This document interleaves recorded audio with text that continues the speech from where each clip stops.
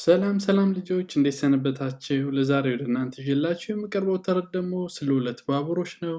ጄምስ እና ሄነሪ ይባላሉ። ትረካውን ተከታተሉት ጋብዛችኋለሁ። መልካም ጊዜ። ሄነሪ የሚባል አንድ ትልቅ ባቡር ነበር። ፍርጎችን ይጎትት ነበረ፣ ግን አንዳንድ ጊዜ ደካማ እንደሆነ ይሰማው ነበር። እናም በባቡር ማቆሚያ ውስጥ መቆየት ይኖርበት ነበር። አንድ ጠዋት ሄነሪ ራሱን በጣም አዘነለት። በጣም እታመማለሁ፣ ግን ማንም አያስብልኝም ሲል አማረረ። ዝም በል ሄነሪ ሲል ጄምስ ተቆጣ። በቂ ጠንክራ አትሰራም። በቀጣዩም ቀን ተቆጣጣሪው ከሄነሪ ጋር ተነጋገረ። ሄነሪ በጣም ውድ ሆነሃል አለው። ብዙ አዳዲስ ክፍሎች ተጨምረውልሃል፣ አዲስ ቀለም ተቀብተሃል፣ ግን ምንም አልረዳህም።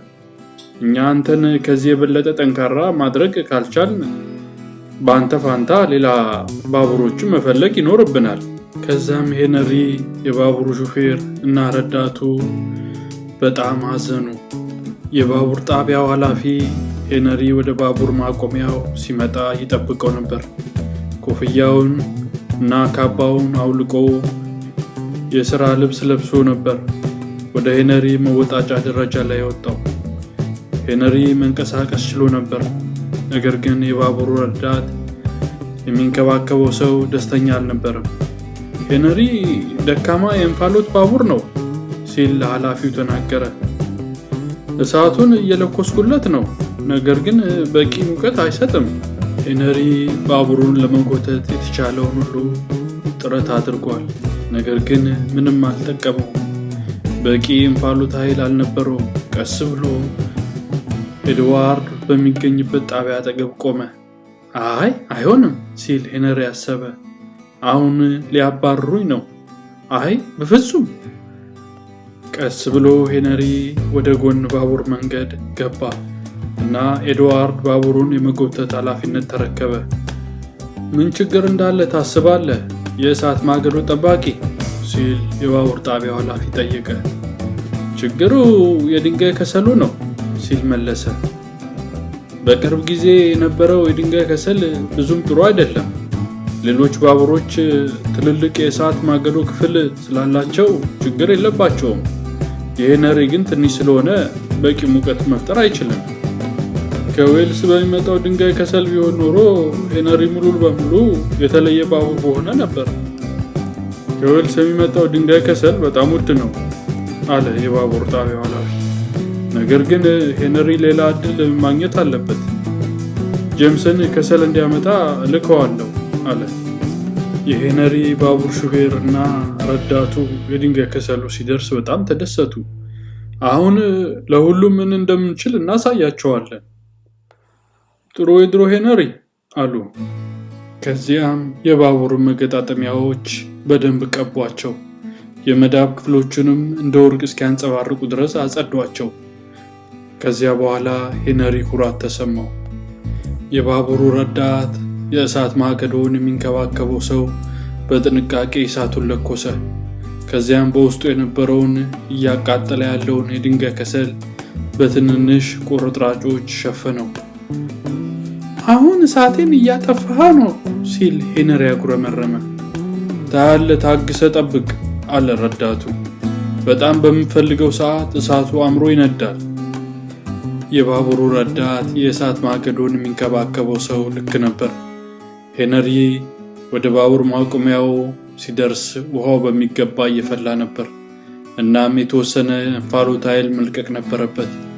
ሶቦሽ በማለት የእንፋሎት ድምፅ አሰማ። እንዴት ነው ሄነሪ ሲል የባቡር ጣቢያው ኃላፊ ጠየቀ። ፒ ሲል ሄነሪ ባቡሩን ነፋ። በጣም ጥሩ ሁኔታ ላይ ነኝ። እሳቱ እንደታሰበው እየነደደ ነው ወይ ባቡር ሹፌር ሲል ኃላፊው ጠየቀ። ከዚህ በፊት እንደዚህ አምሮ ተቃጥሎ አያውቅም። በጣም ጥሩ የእንፋሎት ኃይል አለን ሲል ሹፌሩ መለሰ። ሄነሪ ትዕግስት አጥቶ ነበር። መነሳትም በጣም ፈልጎ ነበር። ሪከርድ ለመስበር አንሞክርም ሲል የባቡር ጣቢያው ኃላፊ አስጠነቀቀ። በጣም አትጫኑት ባቡር ሹፌር፣ ሄነሪን መጫን አያስፈልገውም ሲል የባቡር ሹፌሩ መለሰ።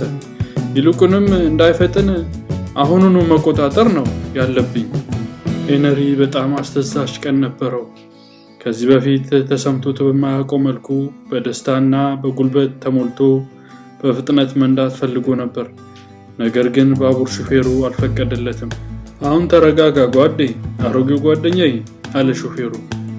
በጣም ብዙ ጊዜ አለን። ቢሆንም ሄነሪ በጣም በፍጥነት ነዳ። እናም ከታቀደው ጊዜ ቀድሞ ጣቢያው ደረሰ። ቶማስ በከፍተኛ ትንፋሽ ወደ ጣቢያው ገባ። የት ነበርክ አንተ ሰነፍ ሲል ሄነሪ ጠየቀው። ነገር ግን ቶማስ ከመመለሱ በፊት ሄነሪ እንደገና ተነሳ። እንዳንተ ያለው ቀርፋፋ ባቡሮችን መጠበቅ አልችልም አለ። ደህና ሁን ብሎ በፍጥነት ሄደ። ወይኔ አለ ቶማስ ለኤኒ እና ለክራቤል። እንደዚህ አይነት ነገር አይታችሁ ታውቃላችሁ? አይተው እንደማያውቁ ኤኒና ክራቤል መለሱለት። ሄነሪ ደስተኛ ነበር። ከዌልስ በመጣው አዲስ ድንጋይ ከሰል አማካኝነት እንደ ሌሎች ባቡሮች በብርቱ መስራት ችሎ ነበር። ከዚያም አንድ ቀን ሄነሪ አደጋ አጋጠመው እና የባቡር ጣቢያው ኃላፊ ወደ መጠገኛ ፋብሪካ ላከው። እዚያም ሙሉ በሙሉ አዲስ ቅርጽ እና ትልቅ የእሳት ማገዶ ክፍል ተገጠመለት። በዚያም ምክንያት ልዩ የሆነ የድንጋይ ከሰል መጠቀም አላስፈለገውም። አሁን ሄነሪ በጣም ያማረና ጠንካራ ስለሆነ አንዳንድ ጊዜ ኤክስፕረስ ባቡር መጎተት ችሏል። ጄምስ አዲስ ባቡር ነበር። የሚያብረቀርቅ ቀለም የተቀባ፣ ከፊት 2 ትንንሽ ጎማዎች እና ከኋላ 6 የሚያንቀሳቅሱ ጎማዎች ነበሩት። እነዚያ ጎማዎች ከጎርደን ጎማዎች ያነሱ ነበሩ፣ ግን ከቶማስ ጎማዎች ይበልጡ ነበር። አንተ ለብዙ የተለያዩ ስራዎች ልትጠቅም የምትችል ልዩ ባቡር ነህ ሲል ተቆጣጣሪው ለጄምስ አለው። ይህም ማለት ሁለቱንም የተሳፋሪ ባቡሮች እና የጭነት ባቡሮች መጎተት ትችላለህ ማለት ነው። ጄምስ ይህን ሲሰማ በጣም ኮራ። ተቆጣጣሪው ለጄምስ ዛሬ ኤድዋርድን በተሳፋሪ ባቡሮች መጎተት እንዲረዳው ነገረው። ከእነሱ ጋር በጣም ጥንቃቄ ማድረግ አለብህ አለ ኤድዋርድ። ምክንያቱም ተሳፋሪዎች ባቡሩ ሲንቀጠቀጥ አይወዱም። ያን ጊዜ በጣም ይቆጣሉ። ነገር ግን ጄምስ ስለ ውብና የሚያንጸባርቅ ቀለሙ ብቻ እያሰበ ነበር። በትክክልም አላዳመጠውም። ጄምስ እና ኤድዋርድ ፍርጎዎቹን ወደ መሳፈሪያ ቦታ ጎተቱ። አንድ የወንዶች ቡድን ጄምስን ለማየት መጣ። እኔ በእውነት የሚያምር ባቡር ነኝ ብሎ ጄምስ አሰበ። ከዚያም ረጅም ፒስ የሚል የእንፋሎት ድምፅ አወጣ። ሁሉም ደነገጡ እና የውሃ ጠብታዎች በተቆጣጣሪው ላይ ተረጨ። አዲሱን ቆንጆ ክፍያውንም እስከ መጨረሻው አረሰረሱት። ጄምስ ችግር ከመፈጠሩ በፊት በፍጥነቱ መሄድ ይሻላል ብሎ አሰበ። ስለዚህ ከመሳፈሪያ ቦታ መንቀሳቀስ ጀመረ። ፍጥነትን ቀንስ ሲል ኤድዋርድ ተነፈሰ። በድንገት መጀመር አይወድም ነበር። በጣም በፍጥነት እየነዳችሁ ነው፣ በጣም በፍጥነት ሲሉ የባቡር ሰረገላዎች አማረሩ። ጄምስ ወደ ቀጣዩ ጣቢያ ሲደርስ ጣቢያውን አልፎ ሄደ። ሹፌሩ ተሳፋሪዎቹ ከባቡሩ እንዲወርዱ ወደ ኋላ ማስመለስ አስፈለገው። ተቆጣጣሪው ይህን ሲሰማ ደስ አይለውም አለ ሹፌሩ። ጄምስ እና ኤድዋርድ እንደገና ጉዞ ጀመሩ። ከዚያም ከፍ ያለ ኮረብታ መውጣት ጀመሩ። በጣም ተዳፋት ነው ሲል ጄምስ እየተነፈሰ ተናገረ። በመጨረሻ ወደ ጫፉ ደረሱና ወደ ቀጣዩ ጣቢያ ተንሸራተቱ። ጄምስ በጣም ደክሞ ስለነበር እየተነፋፈሰ ሳለ ሳል ጀመረ። ይህም የአንዲትን አሮጊት ሴት እንድትፈራ አደረጋት። እሷም የያዘችውን ቅጠሎች አወደቀች። እንግዲህ የባቡር ተቆጣጣሪው የበለጠ ይቆጣል ብሎ ጄምስ አሰበ። በሚቀጥለው ጠዋት የባቡር ተቆጣጣሪው ከጄምስ ጋር በጥብቅ ተነጋገረ። ስነ ምግባርህን መቆጣጠር ካልተማርክ ቀይ ቀለም ቀብቼ ሰማይ አደርግሃለሁ ሲል አስጠነቀቀው። አሁን ሂድና ሰረገላዎቹን አምጣ። ጄምስ ተበሳጨ። እንደኔ ያለ የሚያበራ ቀይ ባቡር የራሱን ሰረገላዎች ለማምጣት መሄድ የለበትም ብሎ በቀስታ አጉረመረመ። እነሱን የተሳፋሪ ሰረገላዎች እንዴት መጎተት እንዳለባቸው አሳያቸዋለሁ ብሎ ራሱን አነጋገረ። ከዚያም በፍጥነት ተነሳ። ሰረገላዎቹ በኃይል ስለተጎተቱ አጉረመረሙ፣ ቅሬታ አቀረቡ። ግን ጄምስ ፍጥነቱን ለመቀነስ አልፈለገም። በመጨረሻ ሰረገላዎቹ በቃን አሉ። እንቆማለን፣ ብሬክ እናደርጋለን ብለው ጮሁ። ጄምስ በቻለው ሁሉ ቢጎትትም እየቀዘቀዘ ሄደ። የባቡሩ ሹፌር ባቡሩን አቆመና ወረደ። በፉጨት ቧንቧው ላይ ፍሳሽ ተፈጥሯል አለ። ሰረገላዎቹን በጣም ኃይል ተጠቅመ ስለጎተትካቸው ማንኛውም ነገር ሊፈስ ይችል ነበር። ጠባቂው ሁሉንም ተሳፋሪዎች ከባቡሩ እንዲወርዱ ጠየቃቸው።